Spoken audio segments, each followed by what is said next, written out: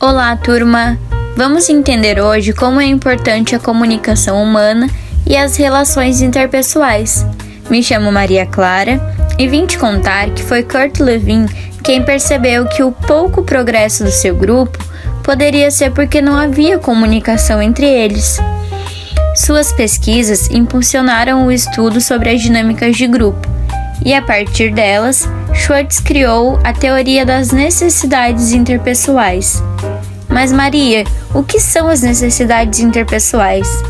Então, Schwartz identificou que membros de um grupo só se sentiam parte dele quando algumas necessidades eram satisfeitas e definiu 3 como fundamentais. Vamos conferir? A primeira chamamos de necessidade da inclusão, que nada mais é do que a necessidade de se sentir parte do grupo, manter relacionamentos com outros membros, ser incluído nas propostas e receber a devida atenção. Afinal, quem não gosta de se sentir especial, né? A segunda chamamos de necessidade de controle, que é ter conhecimento claro das tuas responsabilidades e da responsabilidade do coleguinha. Saber até onde uma tarefa cabe a ti e até onde cabe a ele. Saber se está tudo sob controle e de quem. Quem tem autoridade sobre quem e por quê. Assim, ninguém fica viajando na maionese e todo mundo sabe o objetivo e os meios do progresso do grupo. A terceira e última dessa nossa listinha é a necessidade de afeição. De forma mais simples, é a necessidade de se sentir insubstituível dentro do grupo, ser aceito e valorizado não só pelo que tu pode oferecer, mas pelo que tu é, e tua ausência faria com que o grupo não fosse mais o mesmo. Já dizia Maiara e Maraísa, né? Você faz falta. Ah, mas não esqueça, cada membro do grupo é diferente entre si, e o grau da sua maturidade social pode influenciar no nível das suas necessidades. Os menos socializados, que adotam atitudes mais infantis, podem se mostrar dependentes, não se comprometendo com responsabilidades e abdicando de suas tarefas. Os que se sentem injustiçados, talvez por não terem superado a fase da revolta típica da adolescência, por vezes cobiçam poder e possuem perfil autocrata toda vez que lhes é confiado alguma responsabilidade. Podem até acabar por forçar sua inclusão no grupo. Já os mais socializados, eles podem encontrar uma relação interpessoal mais positiva para o grupo, sem abandonar sua interdependência e nem a sua autonomia. Se mostra mais democrata e preferente pela partilha do controle de responsabilidades. Agora irei falar para vocês sobre as expressões de si e troca com o outro. Sabemos que para termos uma boa comunicação, ela precisa ser aberta e autêntica. E como se comunicar com o outro para que o diálogo se estabeleça? Vamos lá! As descobertas de Lewin sobre a comunicação humana prosseguiram mesmo após a sua morte, por um de seus discípulos, Bavelas, o qual nos fala que a comunicação existe quando se estabelece um contato psicológico entre 2 ou mais pessoas, e essa comunicação precisa se encaixar entre elas. Para estabelecer esse contato com o outro na comunicação, usamos alguns recursos, que são os instrumentos, pessoas e objetos. Nos instrumentos, podemos usar a comunicação verbal e não verbal. Na comunicação verbal, usamos a linguagem oral e escrita. Essa que estou usando com vocês é uma linguagem verbal através da fala. As comunicações verbais são as mais habituais de acontecer. Também nós temos a comunicação não verbal, que são os gestos, as expressões faciais, a postura. Sabe aquela pessoa que fala com as mãos? E também aquela que se mexe tanto que parece estar ensaiando passos de dança? Exatamente. O corpo fala. Mas tem aquela que só pelo olhar em silêncio já nos diz muita coisa. E não deixa de ser uma comunicação não verbal. As comunicações, verbal e não verbal, não estão sempre em sintonia e não necessariamente precisam andar juntos no mesmo indivíduo. Os gestos podem ser mais bruscos que as palavras ou vice-versa. As pessoas são diferenciadas entre comunicação a dois e comunicação de grupos. A comunicação a dois pode ser pessoal, desde que tenha uma ajuda mútua, como, por exemplo, nas amizades, no amor, relacionamentos, fraternidade. Elas podem ser permanentes. Também temos as comunicações provisórias, as chamadas profissionais, que podemos exemplificar com um terapeuta e seu cliente em atendimento psicológico. A comunicação de grupo se divide entre intergrupos e as comunicações intergrupos são as trocas feitas entre 2 ou mais grupos. E por fim, mas não menos importante, temos os objetos, que podemos distingui-los entre comunicação consumatória e a comunicação instrumental. A consumatória é a troca com o outro, aquele famoso bate-papo ou falar por falar, sabe? Sempre gratuita e espontânea. Já a comunicação instrumental, ao contrário da consumatória, sempre tem segundas intenções. Essa troca com o outro é procurada, preparada e estabelecida para fins de manipulação. Nestes casos, podemos mencionar aquelas propagandas publicitárias que aparecem na televisão te instigando a comprar um produto. E os slogans das propagandas políticas, trazendo aquelas maravilhosas e tentadoras propostas. Hoje eu vim falar com vocês sobre os canais de comunicação. Nós sabemos que as distâncias físicas entre os seres e entre os agrupamentos humanos foram quase abolidas pela técnica moderna, sobretudo após as descobertas eletrônicas, o que consequentemente tornou possível em nossos dias entrar em comunicação com o outro, mesmo à distância. Mas essa comunicação humana, ela não pode se iniciar e nem se estabelecer enquanto subsistirem distâncias psicológicas entre aqueles que querem entrar em comunicação, pois é necessário um pré-requisito para que todos queiram se comunicar.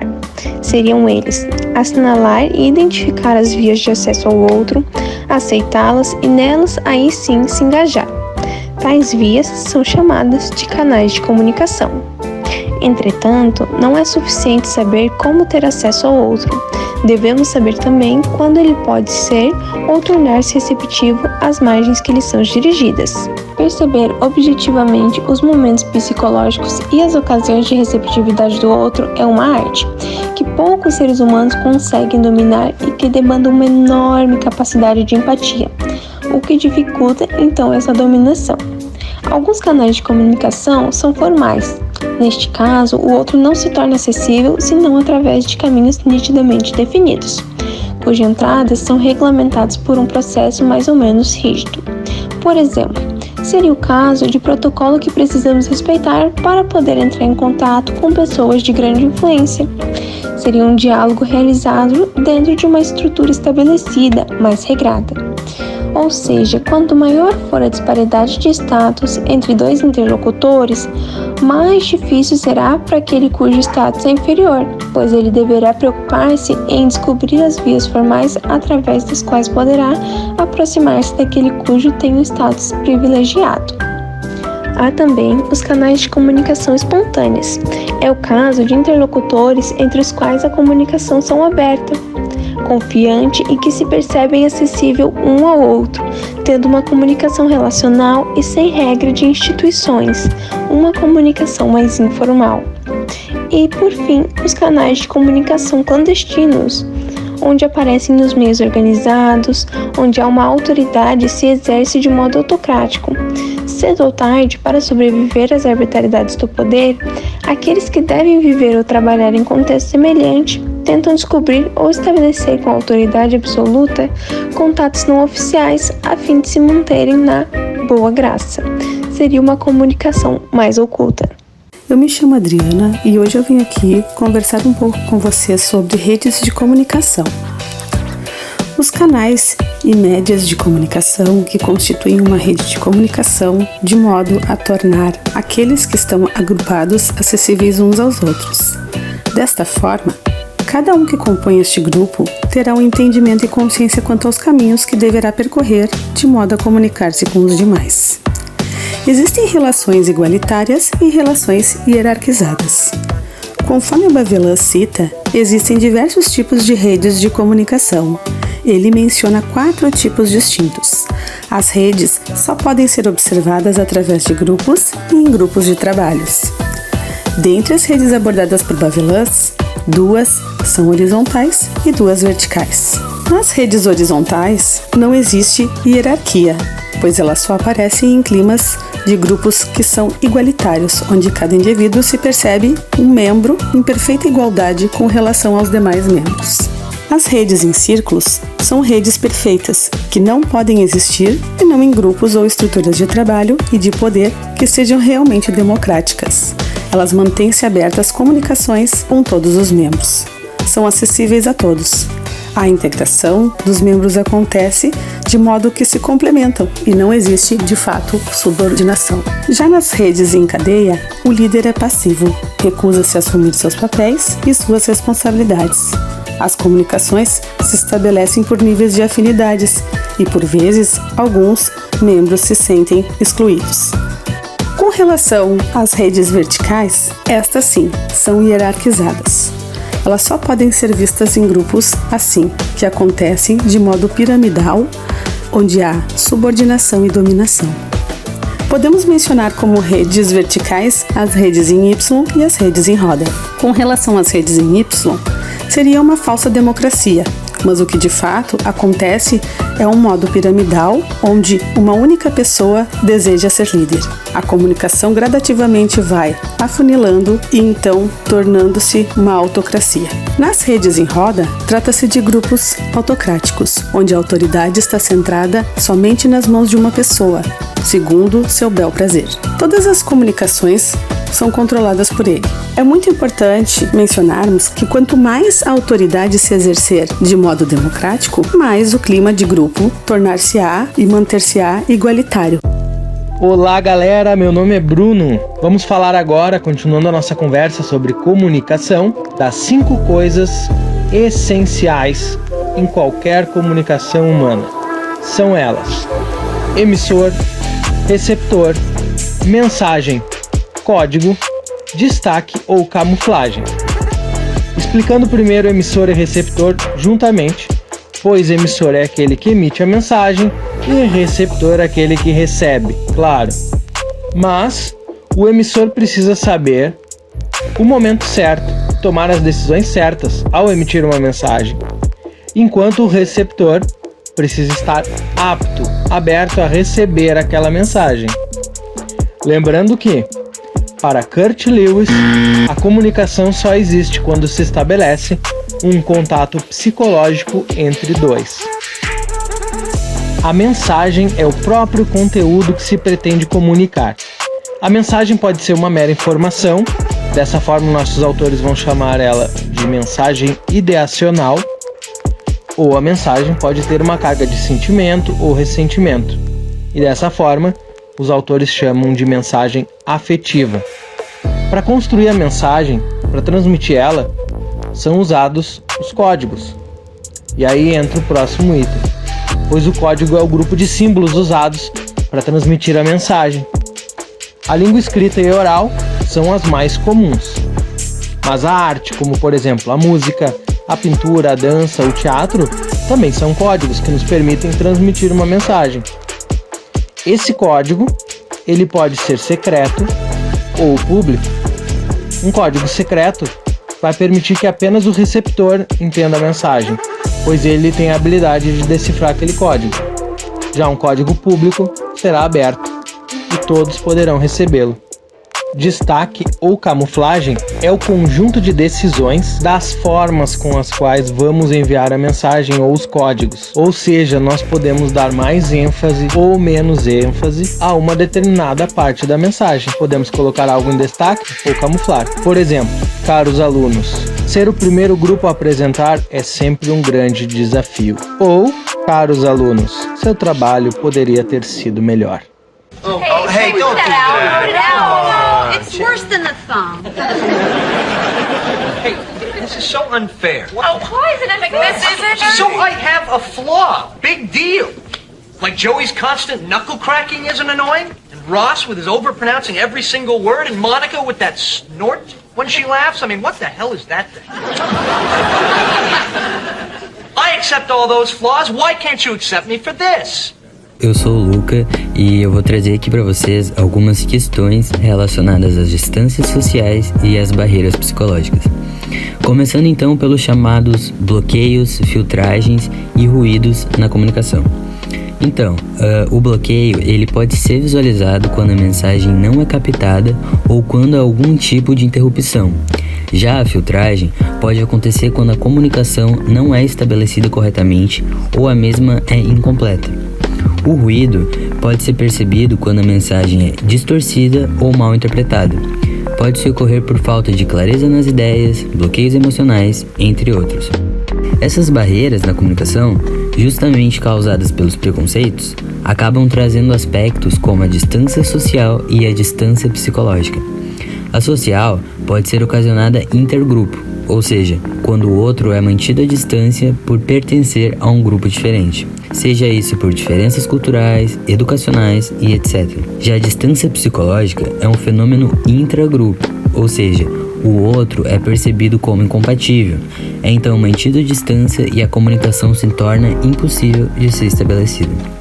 Portanto, dos preconceitos nascem os conformismos e a incapacidade de dialogar com o outro. E os teóricos e os práticos da dinâmica dos grupos foram os primeiros a revelar esse fato. Os preconceitos não são inatos, mas sim adquiridos, são sintomas. É aquela velha história de que ninguém nasce preconceituoso, mas pessoas tornam-se. O preconceito é uma resposta a uma frustração social. E sendo assim, desencadeia 3 mecanismos de defesa. São eles: a generalização gratuita, a descarga agressiva sobre bodes expiatórios e a racionalização ou autojustificação.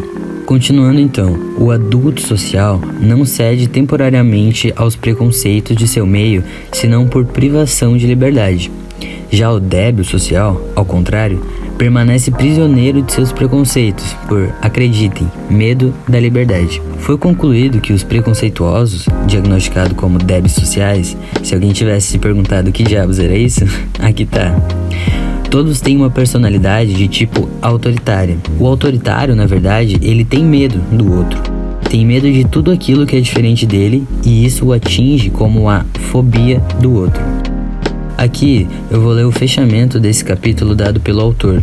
Ele descreve então que para chegar ao altruísmo e tornar-se capaz de abertura em suas comunicações humanas, o ser humano, qualquer que seja seu grau de socialização, deve liberar-se dessa falsa obsessão de que só aqueles que nos parecem semelhantes nos são próximos e que para serem fraternais conosco, os outros devem ser idênticos a nós. É o primeiro passo no aprendizado da autenticidade.